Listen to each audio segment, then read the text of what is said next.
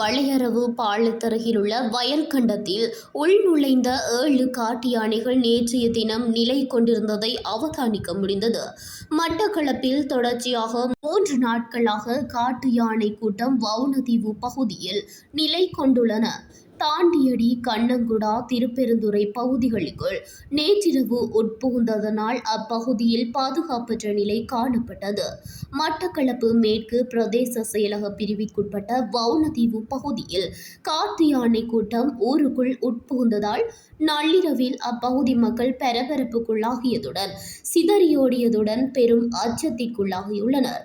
மட்டக்களப்பில் தொடர்ச்சியாக 3 நாட்களாக இரவிரவாக களத்தில் இறங்கி யானை கூட்டத்தை விரட்டும் முயற்சியில் ஈடுபடும் வனத்துறையினருக்கு சவாலாகவே இது அமைந்துள்ளது.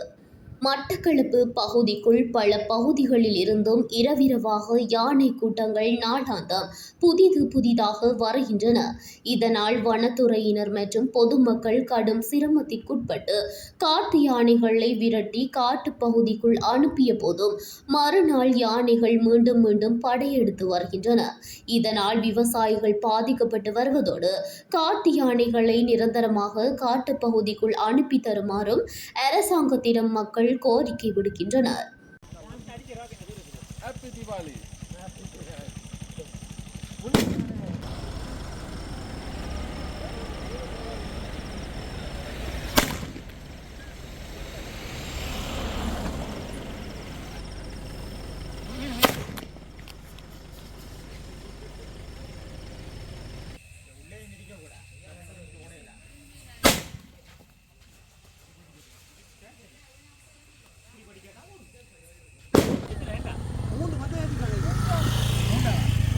யானை மாடி வடிய